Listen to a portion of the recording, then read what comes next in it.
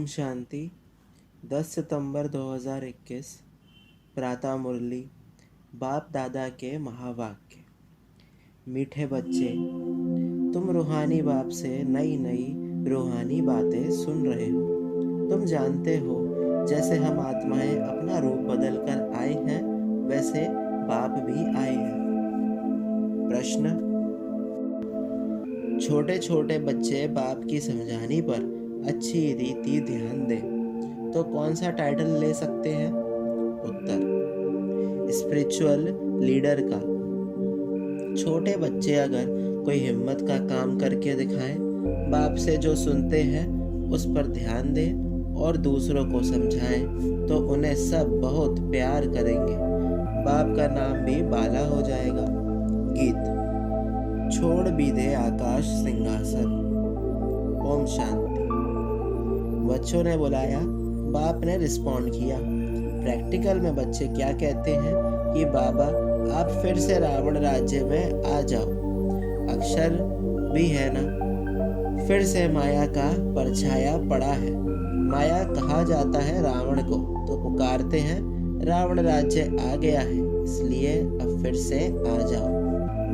रावण के राज्य में यहाँ बहुत दुख है। हम बहुत दुखी बाप आत्मा बन पड़े हैं। अभी बाप प्रैक्टिकल में है। बच्चे जानते हैं फिर से वही महाभारत लड़ाई भी खड़ी है। बाप ज्ञान और राजयोग सिखला रहे हैं। बुलाते भी हैं, हे निराकार परमपिता परमात्मा, निराकार से आकार साकारी रूप लो, रूप बदलो। बाप समझाते हैं, तुम भी वहाँ के रहने वाले हो।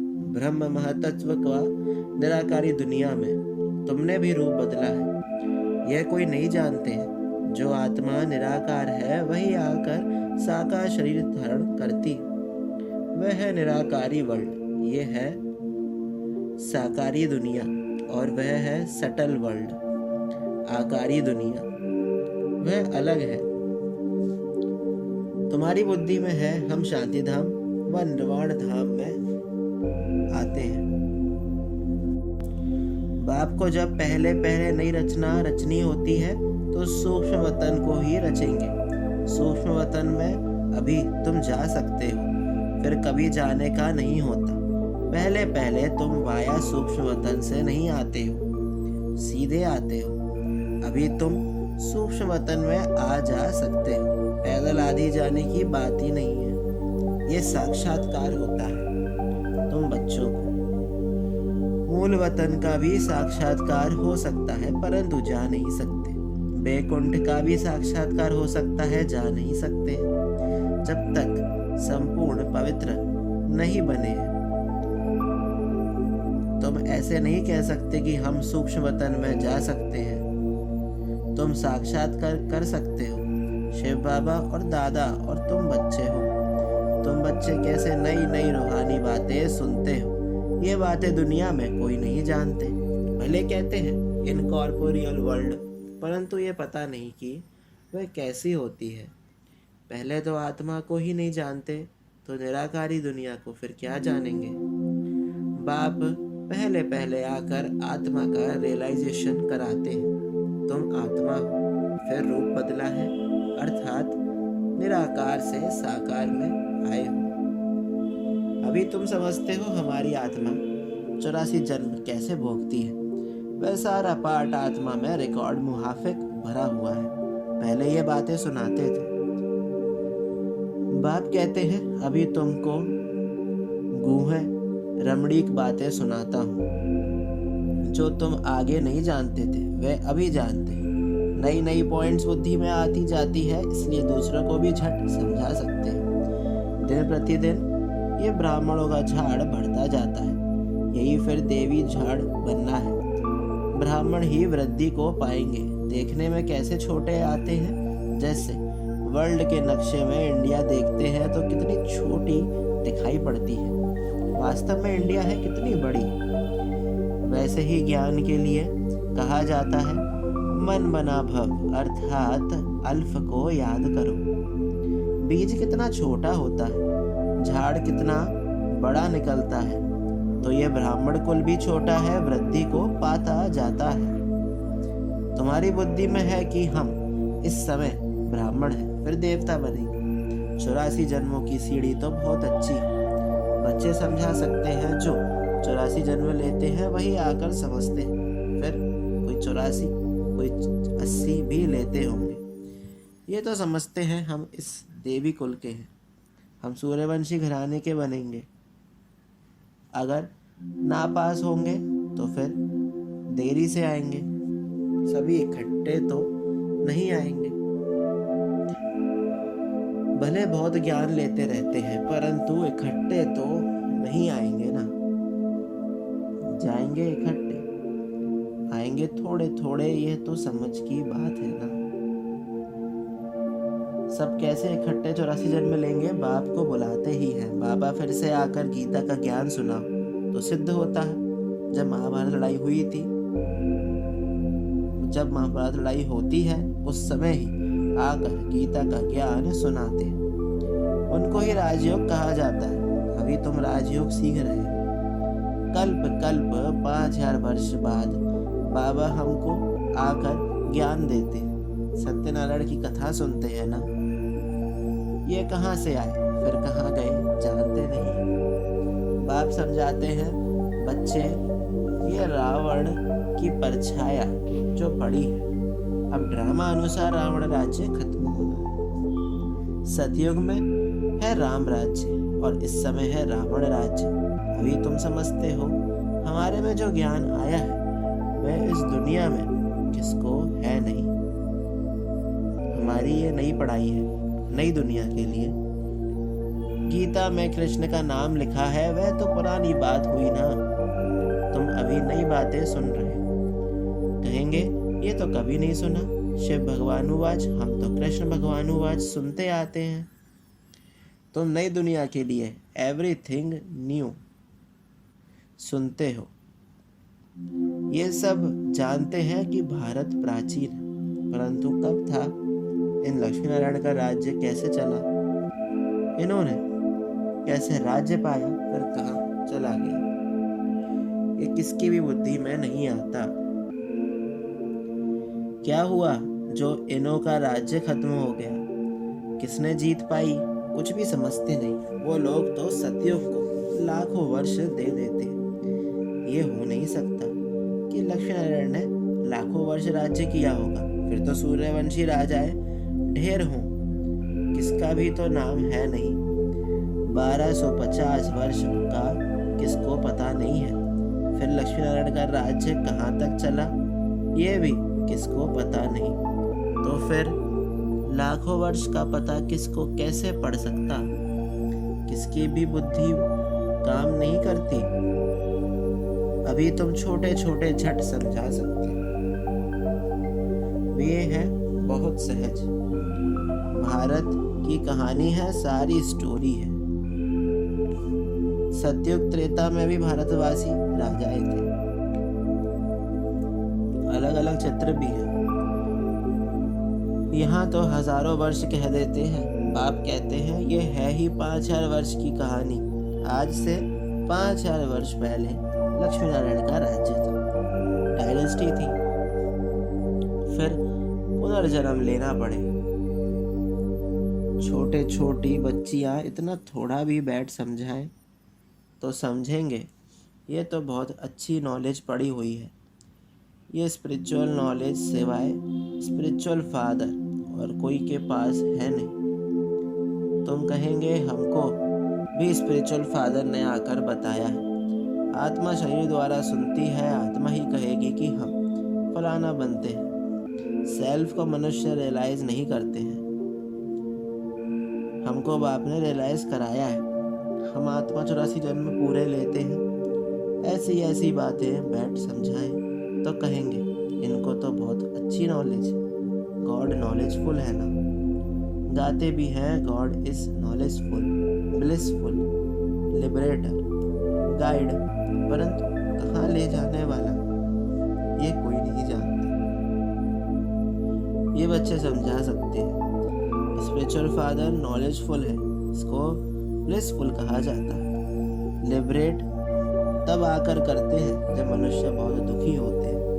एक रावण का राज्य होता है, हेवनली गॉड फादर कहा जाता है, हेल को रावण राज्य कहा जाता है। ये नॉलेज किसको बैठ सुनाओ, झट कहेंगे ये सबको चलकर सुनाओ। परंतु धारणा बहुत अच्छी चाहिए। प्रदर्शनी के चित्रों की मैगजीन भी है, और भी समझेंगे तो इस पर बहुत सर्विस कर सकते हैं। ये बच्चे भी जयंती बहन लंदन में वहाँ अपनी टीचर को समझा सकती है। वहाँ लंदन में ये सर्विस कर सकते हैं। दुनिया में ठगी बहुत है ना, रावण ने एकदम सबको ठग बना दिया है। बच्चे सारे वर्ल्ड की हिस्ट्री ज्योग्राफी समझा सकते हैं। लक्ष्मी नारायण का राज्य कितना समय चला, फिर फलाने स्वतः संवत से इस्लामी बौद्धी क्रिश्चियन आते हैं। वृद्धि होते होते वैरायटी धर्मों का झाड़ कितना बड़ा हो जाता है। आधा कल्प बाद और धर्म आते हैं। ऐसी ऐसी बातें ये बैठ सुनाए तो सुनने वाले इनको कहेंगे ये तो स्पिरिचुअल लीडर है, इनमें स्पिरिचुअल नॉलेज है। ये फिर कहेंगी नॉलेज तो इंडिया में मिल रही है, स्पिरिचुअल गॉडफादर दे रहे हैं, वह है बीज रूप। ये उल्टा झाड़ है, बीज है नॉलेज। बीज को झाड़ की नॉलेज होगी ना। ये वैरायटी रिलीजन का झाड़ है। भारत का डीटी रिलीजन इनको कहा जाता है। पहले लक्ष्मी नारायण का राज्य, फिर होता है राम सीता का राज्य। आधा कल्प ये चलता है, फिर बाद में आते हैं इस्लामी। झाड़ वृद्धि को पाता रहता है। ऐसे जाकर ये बच्ची भाषण करे और समझाए कि ये वृक्ष कैसे इमर्ज होता है, ये सृष्टि चक्र कैसे फिरता है, हम समझा सकते हैं। विलायत में तो और कोई है नहीं। ये बच्ची जाकर समझाए कि अभी आयरन एज का अंत है, गोल्डन एज आने वाला है, तो वे लोग बहुत खुश होंगे। बाबा युक्ति बतलाते रहते हैं, इस पर ध्यान देना चाहिए। छोटे बच्चों को मान बहुत मिले। छोटा कोई हिम्मत का काम करते हैं तो उनको बहुत प्यार करते हैं। बाप को यह होता है कि ऐसे ऐसे बच्चे इसमें अटेंशन दे तो स्पिरिचुअल लीडर बन जाए। स्पिरिचुअल गॉडफादर ही बैड नॉलेज देते हैं। कृष्ण को गॉडफादर कहना भूल है। गॉड तो है निराकार, हम सब आत्माएं ब्रदर्स हैं, वह बाप है। सब आयरन एज में जब दुखी होते हैं तब बाप आते हैं। जब फिर आयरन एज होता है तो बाप को गोल्डन एज स्थापन करने आना होता है। भारत प्राचीन सुख धाम था, हेवन था। बहुत थोड़े मनुष्य थे, बाकी इतनी सब आत्माएं कहाँ थी? शांति धाम में थी ना। तो फिर समझाना चाहिए, इसमें डरने की बात नहीं। ये तो कहानी है, कहानी खुशी से बताई जाती है। वर्ल्ड की हिस्ट्री ज्योग्राफी कैसे रिपीट होती है, उनकी कहानी भी कह सकते हैं, नॉलेज भी कह सकते हैं। तुमको तो ये पक्की याद होनी चाहिए। बाप कहते हैं मेरी आत्मा में सारे झाड़ का ज्ञान है जो मैं रिपीट करता हूँ। नॉलेजफुल बाप बच्चों को नॉलेज दे रहे हैं। ये जाकर नॉलेज देंगी तो कहेंगे आप औरों को भी बुलाओ। बोलो हाँ, बुला सकते हैं, क्योंकि वो लोग जानना चाहते हैं कि भारत का प्राचीन राजयोग क्या था जिससे भारत हेवन बना। वह कोई समझाए। अब सन्यासी क्या सुनाएंगे? स्पिरिचुअल ज्ञान सिर्फ गीता में है, तो वह जाकर गीता ही सुनाते हैं। गीता कितनी पढ़ते हैं, कंठ करते रहते हैं। क्या ये स्पिरिचुअल नॉलेज है? ये तो बनाई है मनुष्य के नाम पर। स्पिरिचुअल नॉलेज तो मनुष्य दे ना सके। तुम अभी फर्क समझते हो उस गीता में और जो बाबा सुनाते हैं उसमें। रात दिन का फर्क है। दिया फादर ने और नाम डाल दिया है कृष्ण का। सतयुग में कृष्ण को ये नॉलेज है नहीं, नॉलेजफुल है ही फादर। कितनी अटपटी बातें। कृष्ण की आत्मा जब सतयुग में थी तब तो नॉलेज है नहीं। कितना सूत मूंझा हुआ है। ये सब विलायत में जाकर नाम निकाल सकते हैं, भाषण कर सकते हैं। बोलो, वर्ल्ड की ज्योग्राफी की नॉलेज हम आपको दे सकते हैं। गॉड हेवन स्थापन कैसे करते हैं, वह हेवन से फिर हेल कैसे बनता है, सो हम आपको समझाते हैं। ये बैठ लिखे फिर देखे, हम कोई पॉइंट भूले तो नहीं है, फिर याद करके लिखे। ऐसे प्रैक्टिस करने से बहुत अच्छा लिखेंगे, बहुत अच्छा समझाएंगे तो नाम वाला हो जाएगा। यहाँ से भी बाबा कोई को बाहर भेज सकते हैं। यह जाकर समझाए तो भी बहुत अच्छा है। 7 दिन में भी बहुत होशियार हो सकते हैं। बुद्धि में धारण करना है, बीज और झाड़ डिटेल समझानी है। चित्रों पर बहुत अच्छी रीति समझा सकते हैं। सर्विस का शौक होना चाहिए, बहुत उच्च मर्तबा हो जाएगा। नॉलेज बड़ी सहज है। ये है पुरानी छी छी दुनिया। स्वर्ग के आगे ये पुरानी दुनिया जैसे गोबर मिसल है, इनसे बास आती है। वह है सोने की दुनिया, यह है गोबर की दुनिया। तुम बच्चे जानते हो, अभी हम ये शरीर छोड़ जाकर प्रिंस प्रिंसेस बनेंगे। ऐसे स्कूल में पढ़ने जाएंगे, वहाँ ऐसे विमान होंगे, फुल प्रूफ होंगे। ये खुशी बच्चों को अंदर रहे तो कभी भी कोई बात में रोना नहीं आए। तुम समझते हो ना कि हम प्रिंस प्रिंसेस बनेंगे, तो तुमको क्यों नहीं अंदर में खुशी होनी चाहिए। भविष्य में ऐसे स्कूल में जाएंगे, ये करेंगे। बच्चों को पता नहीं क्यों भूल जाता है। बहुत नशा चढ़ना चाहिए। अच्छा, मीठे मीठे से कीला दे बच्चों प्रति माता पिता बाप दादा का याद प्यार और गुड मॉर्निंग। रूहानी बाप की रूहानी बच्चों को नमस्ते। हम रूहानी बच्चों की रूहानी बाप दादा को याद प्यार और गुड मॉर्निंग, नमस्ते नमस्ते, शुक्रिया बाप, शुक्रिया। धारणा के लिए मुख्य सार पहला, इस पुरानी छी छी गोबर मिसल दुनिया को बुद्धि से भूल सदियों की दुनिया को याद कर अपार खुशी व नशे में रहना है, कभी भी रोना नहीं है। दूसरा, बाप जो गूंगे रमणीक बातें सुनाते हैं उन्हें धारण कर सबको समझाना है। स्पिरिचुअल लीडर का टाइटल लेना है। वरदान, कर्म करते हुए कर्म के बंधन से मुक्त रहने वाले सहज योगी स्वतः योगी भव। जो महावीर बच्चे हैं उन्हें साकारी दुनिया की कोई भी आकर्षण अपनी तरफ आकर्षित नहीं कर सकती। वे स्वयं को एक सेकंड में न्यारा और बाप का प्यारा बना सकते हैं। डायरेक्शन मिलते ही शरीर से परे अशरीरी आत्मा, अभिमानी, बंधन मुक्त, योग युक्त स्थिति का अनुभव करने वाले ही सहज योगी, स्वतः योगी, सदा योगी, कर्म योगी और श्रेष्ठ योगी है। वह जब चाहे, जितना समय चाहे, अपने संकल्प श्वास को एक प्राणेश्वर बाप की याद में स्थित कर सकते हैं। स्लोगन, एक रस स्थिति के श्रेष्ठ आसन पर विराजमान रहना यही तपस्वी आत्मा की निशानी है। ओम शांति।